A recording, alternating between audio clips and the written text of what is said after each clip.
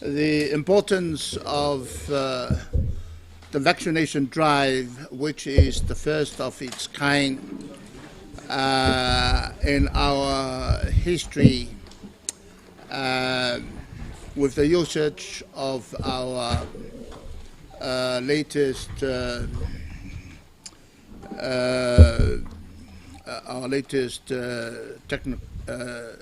technological information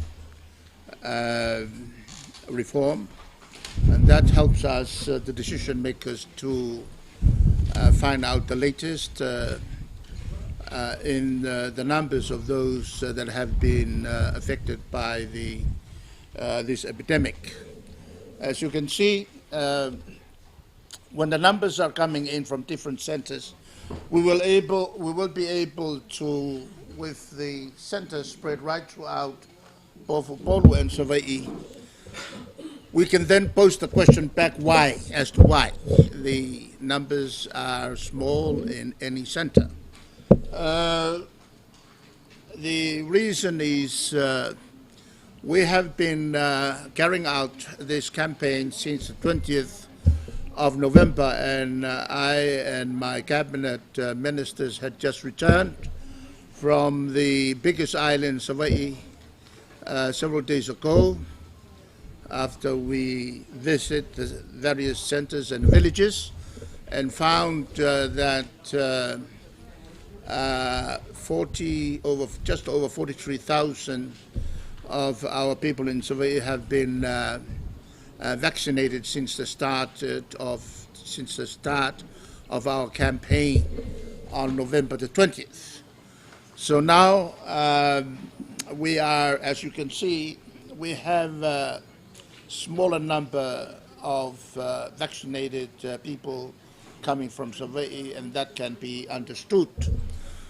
The majority of those that have been vaccinated are those from Upolu, particularly in these areas close to the city, where most of our population would be located, for the reason that they are here on their jobs, education, etc., as is the case in just about many cities of the world. The urban drift is also taking place in our country. And so the focus of those affected is here in Apia area and also the suburbs. And we expect the numbers to grow of those vaccinated, and the majority of those that have suffered death of their loved ones will come from this area close to the city. Now, for your information, when I turned into another small side street and interviewed our people there, providing the help, they told me that the family just opposite had all their children vaccinated, about 4 or 5, and their vehicle was just about to move. When the vehicle was stopped, they just forgot another child, and so they had to wake him up again and brought him in to be vaccinated. Close to the center at Matotua Hospital, there is a short road. I think the road is about 300 yards, and I saw numerous red flags are being raised there in the front of their homes, indicating that they only have a couple of steps from the hospital, and they didn't bother going to get the vaccination for the young. And this has been the challenge that we have been facing in our country, that a lot of our people have been so safe in the sense that this was not the kind of disease that resulted in deaths, that they seem to take a kind of lackadaisical attitude to all the warnings that we have issued through the television and also through the radio. They seem to not to give much notice. And on top of that, we also have our traditional healers still very active. And as you know, traditional healers have been around for over 4,000 years and have been treating our people successfully with all kinds of tropical diseases. Otherwise, if they were not successful, no Samoans would be alive today. So they still have their use. And so some of our people still pay a visit to traditional healers, thinking that measles is a typical tropical disease, which is not, and thus ignore the warnings from the government, particularly our health authorities. And on top of that, we also have those who have their own sideline, and they saw the opportunity to make a buck by preaching not to take this vaccine because it's dangerous, but they do have some local leaves and some powdered rice that will cure the illness. You can eat a lot of cocoa rice and you still don't get your measles treated. So I think we have a very good program going today. We will be in a better position to know the total number vaccinated by the end of the day, and we will have another follow-up meeting of my cabinet and a few of our public servants, the major decision makers,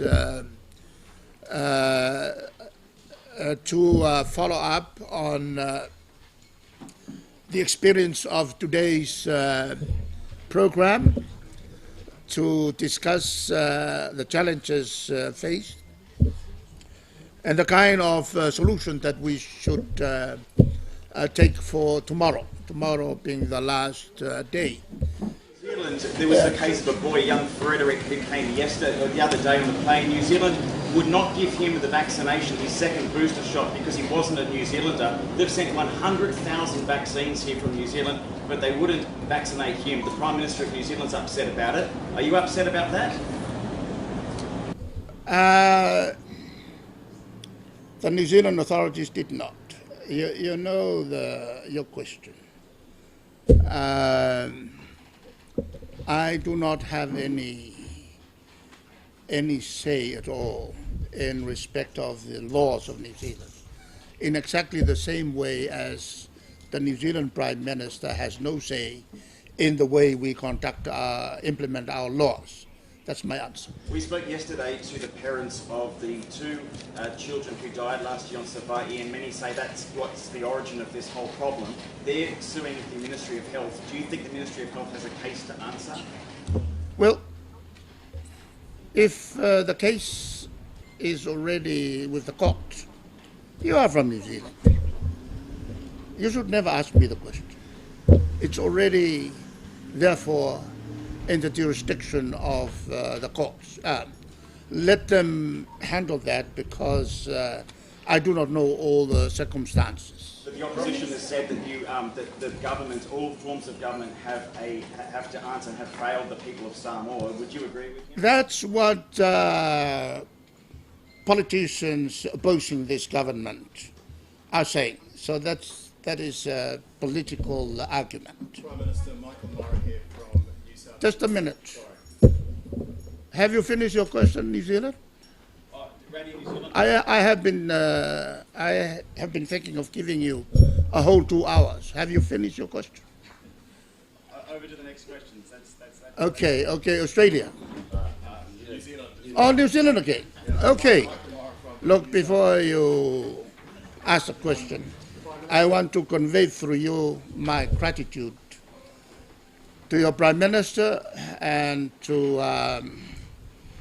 your Deputy Prime Minister for their assistance to Samoa. I think they understand very well our treaty of friendship, and this is the time for that treaty to operate. Prime Minister, considering the crisis and the number of people dead and critically ill in hospital, do you think you left it too late to get the vaccination as the leader of this country? Look, you are in New Zealand, and you and your government and everyone in New Zealand attach great importance to the rights of every New Zealander to decide on their own. Am I right? Which is why you do not interfere with people's right to decide, right?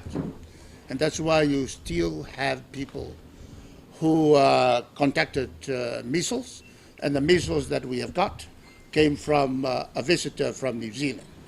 And so we did not leave it too late. What we have decided to do is to inject all the children first to ensure that the needs are go hand in hand with the quantity of the medicines that we have.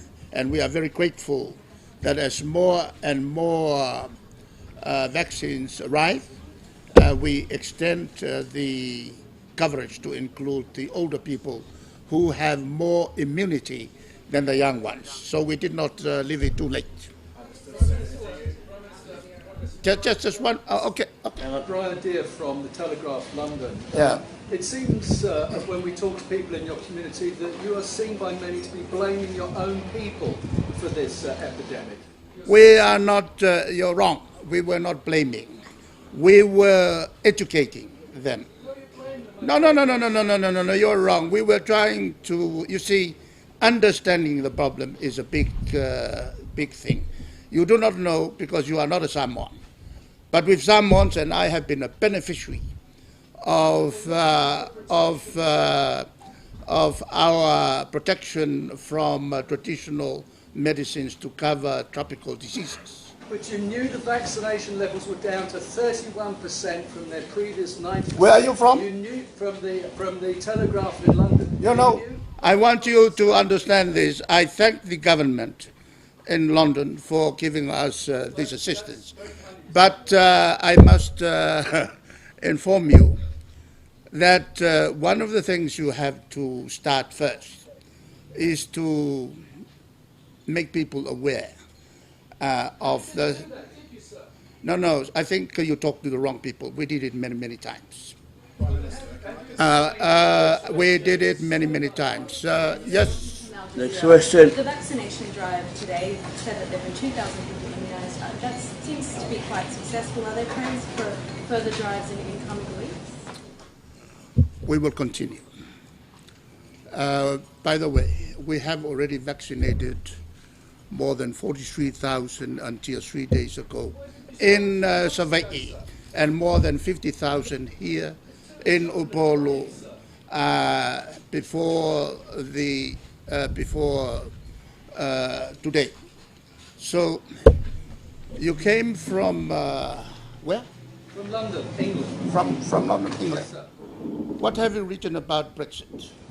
Well, Brexit is not the issue in discussion. It is not. It is not an issue. An issue to you, but it is an issue to 525 people who are going to be unemployed, and more than 1 million in the whole of Europe. And you say it is not an issue? Look, I am now telling you, before you talk about our problem, talk about your own problem. The next question. Just ask, what proportion of the population in Samoa right now is yet to be vaccinated? It's all right. It's all right. What percentage of the population in Samoa is yet to be vaccinated, sir? We have of the most vulnerable. We have 73% who have been vaccinated before this morning. So we do hope that the 27% left will be covered over the next, the majority, over the next the next day, tomorrow. I will provide you with the complete percentages tomorrow. And sir, do you have the resources? We know that there was about 100 trucks that left from here today. We saw a lot of red flags out there that still hadn't been visited. Are you happy you have enough resources, or do you need more help here? Yes, that's why I have been very grateful to the donor countries, to the UK, to the Hawaiians, New Zealand, Australia, Tahiti, and all those who have donated money instead, like China and others. Others have sent physicians to come and help us. I noticed that when we were out filming in some of the rural districts this morning, some children, when the vaccinators arrived at their homes, were running away. They were scared, they did not want to get the vaccinations. This is serious though, sir. This is people dying because they're not being vaccinated. What is your message to those families who are letting kids run off and not get the vaccination, and what action will you take to ensure they get the jab? I have already been responding to that same question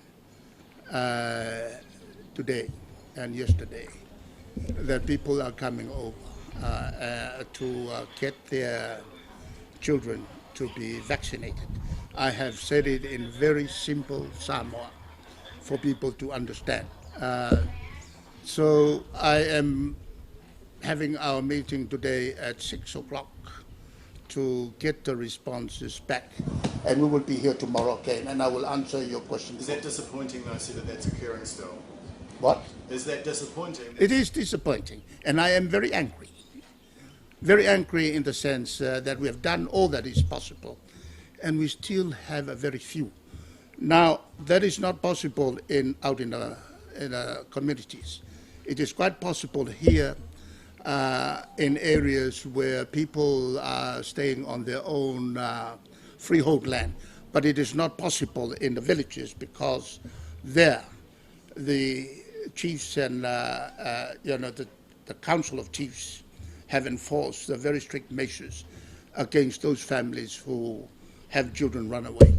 That's the pule, the vested power of the chiefs and orators in the villages, which explain why we have, compared to many other countries in the Pacific, a very stable society. So what is your message to Samoans? Obviously, Christmas is around the corner. Morale is low with such a tragedy. What is your message to the community at this tragic time?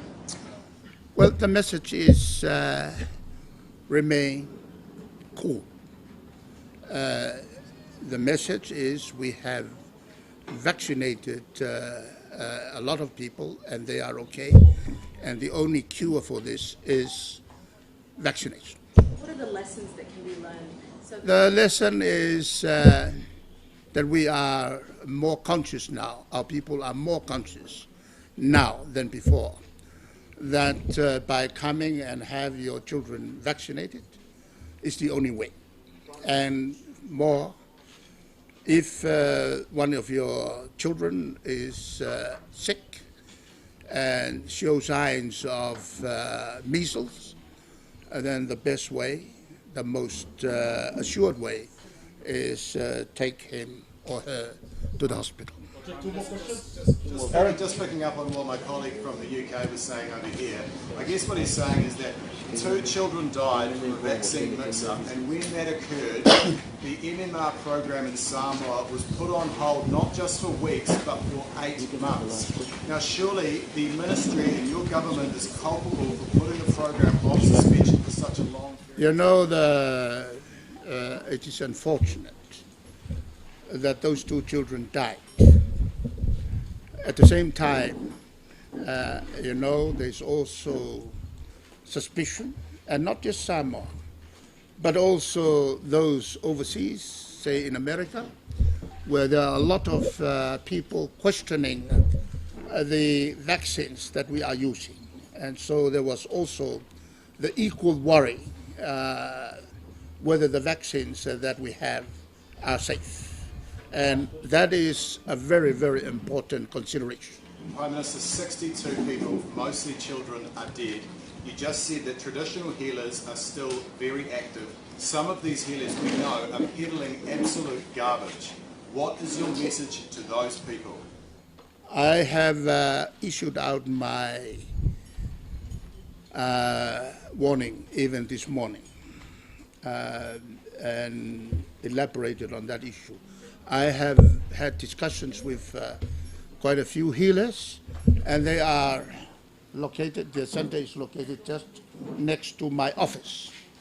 And their message to me, and they have also published their appeal, even they had children who also contracted measles.